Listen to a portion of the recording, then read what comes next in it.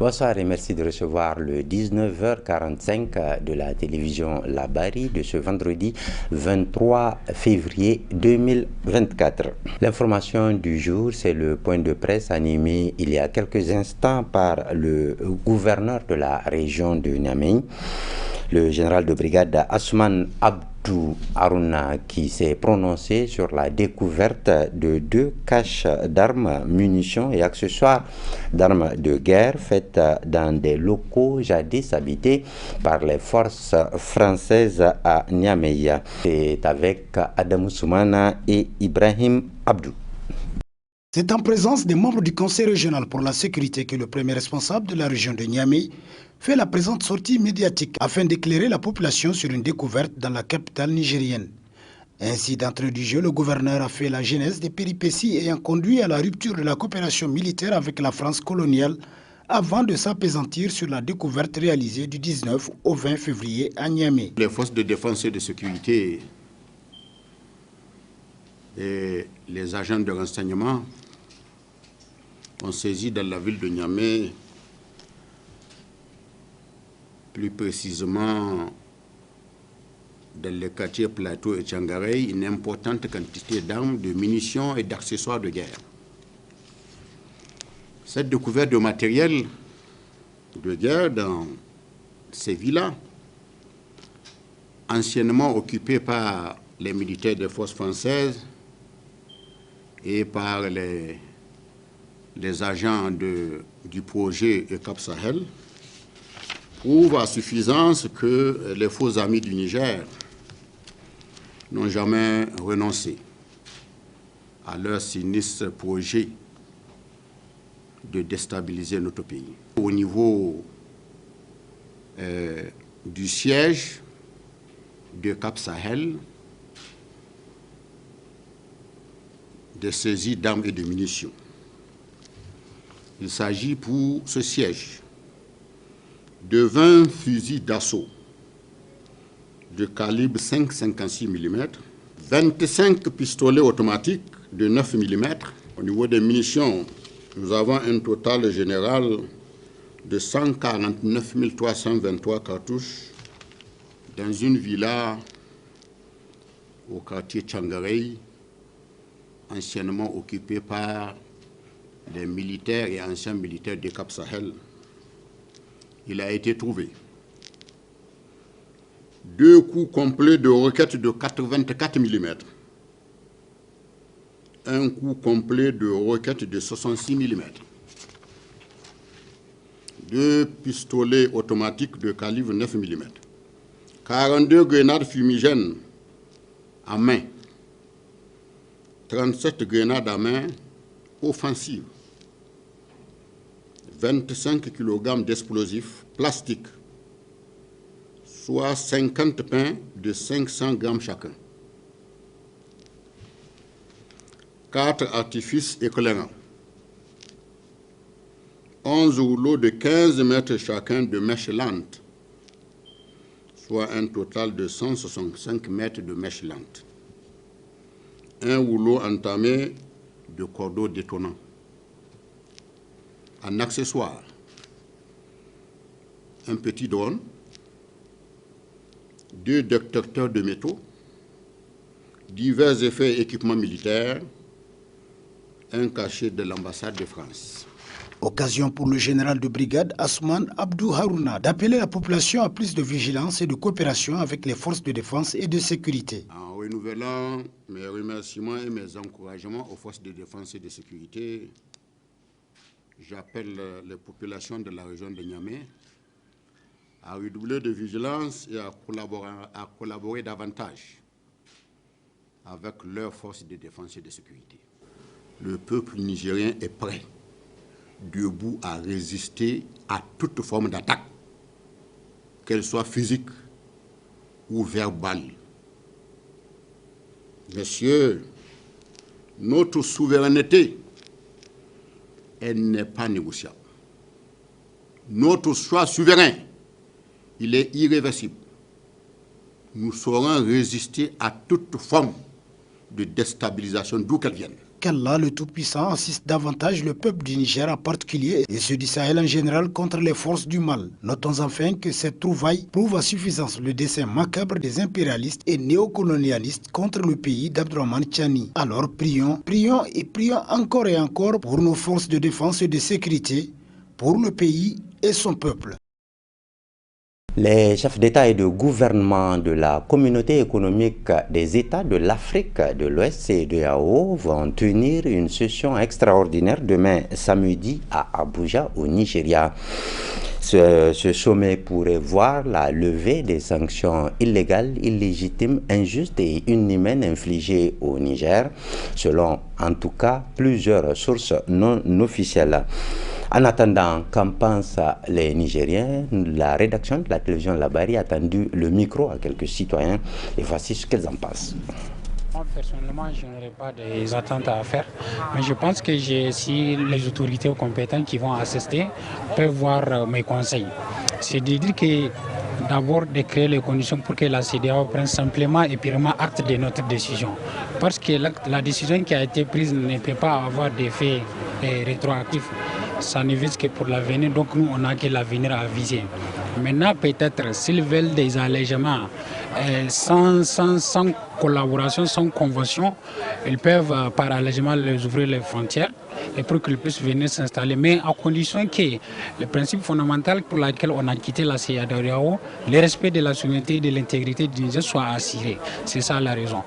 Deuxièmement, c'est de dire encore que nous, en tant que citoyens, quelque part, si on peut donner des attentes, c'est de dire vraiment à nos autorités de maintenir toujours leurs décisions et que le peuple nigérien, dans son ensemble, et de l'AES ensemble, dans son ensemble, est vraiment d'erreur et que la décision elle a été salutaire. De ne pas que les conditions de faire des allègements ou bien un retour par rapport à cette décision. La réunion en tant que telle, ça fait rire parce que pendant combien de mois nous sommes dans un embargo. Demain, ils vont décider encore une fois de décider du sort des Nigériens à Abuja. Durant tous ces temps, on se demande depuis le 23 juillet où étaient ces personnes-là. Demain, ils vont décider de lever la sanction pour le Niger. Et pour ça, cette décision est ressuscitée via le retrait du Niger dans la CEDEAO du moins. Donc, de là, vraisemblablement, on comprend que le Niger n'a pas besoin de la CEDEAO, c'est la CEDEAO qui a besoin du Niger. Qu'ils lèvent leurs sanctions ou pas, le Nigérien demeure et restera debout pour défendre sa patrie. Il n'existe pas un problème auquel on ne peut pas avoir une solution.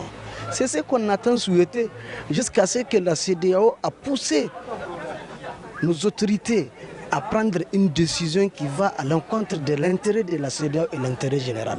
Si aujourd'hui la CEDEAO voit que l'intérêt général est menacé, elle décide de revenir à sa décision, c'est-à-dire à celle de lever les sanctions illégitimes et illégales. Je pense que même au niveau de nos autorités, ils peuvent encore revoir, parce que le monde que vous voyez, il n'existe pas un pays qui peut se développer lui seul. Il faut la collaboration de tout le monde, il faut la mainmise de tous les autres pays. Donc dans ce sens, je pense que si la CEDEAO accepte de lever les sanctions, de l'autre côté, les autorités nigériennes, parce que regardez s'il vous plaît, les sanctions de la CEDEAO, le Niger est plus touché par ces sanctions-là. Et pourtant, ce n'est pas seulement au Niger qu'il y a coup d'État. Le Mali est là, le Burkina est là, de l'autre côté aussi. Mais les sanctions ont touché, comment on appelle ça, le Niger de plus que les autres pays. Donc si aujourd'hui on peut revoir les sanctions, comment on appelle ça, enlever toutes ces sanctions-là, je pense que ça peut aider le Niger à se développer rapidement, à se développer aussi sur tous les points. Et aussi la CEDEAO doit retenir qu'elle doit respecter l'État nigérien, elle doit respecter l'autorité nigérienne. Voilà donc des Nigériens bien déterminés. Le comité directeur de l'Union des scolaires nigériens, USN, était aussi face à la presse ce vendredi matin. Dans la déclaration qu'il a livrée à cette occasion, l'USN s'est prononcé sur la situation sociopolitique et académique de notre pays. Détail avec Ismaël Moumouni Moussa et Chebou Guissou. S'offusquer contre la décision de certains responsables administratifs à l'encontre de leurs militants, au lieu de cette sortie médiatique du comité directeur de l'Union des scolaires nigériens, ISN. S'agissant de la suspension des activités récréatives telles que les kermesses dans les écoles par la ministre de l'Éducation, l'USN répond. Considérant la circulaire numéro 0102 du 21 février 2024 relative à l'encadrement des activités de loisirs dans les établissements du ministère de l'Éducation nationale, le directeur de l'ISN met en garde toute personne tierce qui se mettra sur les chemins de l'ISN en bafouillant notre droit d'exercer notre liberté syndicale, et c'est conformément à nos statuts et règlements intérieurs, notre règlement intérieur, lesquels qui nous a été confié et validé, conféré par les militantes et militants de l'ensemble des sections de l'ISN. Par rapport à l'interdiction des activités commémoratives des martyrs à Gouré par le préfet, l'USN rétorque. Au préfet du département de Gouré, le sieur commandant Haruna Halidou, qu'il est d'abord un citoyen nigérien et que sa responsabilité en tant que préfet d'un département de notre pays ne lui confère pas le pouvoir de cracher sur la tombe des martyrs de l'ISN, notamment les martyrs du 9 février 90 et tous les autres martyrs de l'ISN, à travers un torchon brûlé qu'il a fini par appeler arrêté de suspension, sinon d'interdiction des marches commémoratives des martyrs de l'ISN. Le comité directeur de l'ISN ne lui confère aucune concession, car à notre sens, le préfet est avant tout, qu'il soit militaire et commandant, plutôt encore préfet, représentant de l'État au niveau de Gouré, il est le représentant aussi de la société. Il doit comprendre que l'ISN commémore et commémorera sous toutes les tempêtes ces martyrs, dans n'importe quelle circonstance. Sinon, jusqu'à imaginer comment les journées correspondantes à leur assassinat doivent être commémorées, le comité directeur de l'ISN demande au sieur commandant Halidou Haruna si par absence de bilan, il souhaite s'attaquer à l'ISN pour se faire connaître au niveau des médias, alors cette chose faite. Sinon, à la limite, s'il n'a pas de compassion pour nos glorieux martyrs, de grâce qu'il les laisse se reposer en paix. Faute de quoi, l'Union des scolaires nigériens usera de tous les moyens légaux appropriés pour se faire entendre des rives du Niger jusqu'aux confins du Ténéré. En prélude à la réunion extraordinaire des chefs d'État de la CEDEAO, prévue le 24 février à Abuja, l'USN n'a pas manqué de demander la levée des sanctions contre le Niger. Opération don de sang ce vendredi des membres du groupe panafricain B52 Africa. Une action qui intervient à quelques semaines du mois béni de Ramadan et qui vise à contribuer à sauver des vies. Nafissatou Yahya et Aboubakar Soleil. C'est conformément à l'une de ses missions, celle de sécuriser et développer l'Afrique en général et le Niger en particulier, que le groupe B52 a décidé de faire ce don de sang au Centre national de transfusion sanguine de Niamey. Cette action, qui intervient à la veille du mois béni de Ramadan, vient compléter la longue liste des actions menées par le dit groupe. B52 a pris l'initiative de venir faire ces collectes de sang en vue de pouvoir subvenir aux besoins cruels du sang qui s'opposent dans les différents centres de santé. Pour vous dire, B52 d'abord, c'est un groupe d'hommes et de femmes panafricains, je précise, d'ici tout comme à l'extérieur, qui intervient depuis, je vous dis, ça fait presque des ans que nous sommes en activité, qui interviennent dans beaucoup de domaines. Par exemple, dans l'injustice sociale, quand nous voyons, nous dénonçons à travers nos groupes WhatsApp, tout le monde entend nos voix, à travers les aides, quand les gens sont opprimés, dans l'inégalité, on va, on leur rend visite, que ce soit dans les centres pénitentiaires, que ce soit chez eux, quand il y a des difficultés. B52 intervient avec ses membres partout où nous sommes. Donc le geste d'aujourd'hui s'inscrit dans ce cadre. Si on avait travaillé à un moment donné, avant l'avènement la Boussenne Jinkinkasa. Avant cet événement, on avait travaillé à part. Ensuite, on a travaillé avec le Front patriotique pour la souveraineté nationale. Vous vous souvenez qu'il était à l'escadrille dans le cadre de la lutte pour notre souveraineté. Donc nous avons travaillé avec ce front. Nous nous sommes sentis vraiment responsables de la lutte pour la souveraineté nationale. Le B50D, de façon générale, que ce soit ceux d'ici ou ceux de l'extérieur, nous avons songé à venir faire un don de sang aujourd'hui qui s'inscrit dans cette même logique. Qui s'inscrit dans cette logique. Je vous dis qu'il y a des femmes, il y a des hommes, il y a des blessés de guerre, surtout nos blessés de guerre, les femmes en accouchement qui sont dans le besoin créables. Donc B50D ne peut pas rester indifférent par rapport à une collecte de sang. Au vu de l'importance de ce geste, les membres du groupe B52 ont appelé la population à leur emboîter le pas. Et nous disons aussi, c'est une fierté pour nos amis qui sont dans la diaspora, qui ont aussi avec nous épauler. C'est dans le cadre de pouvoir subvenir aux besoins du manque de sang. B50D s'est joint à tous ceux qui peuvent le faire. Et nous lançons un appel.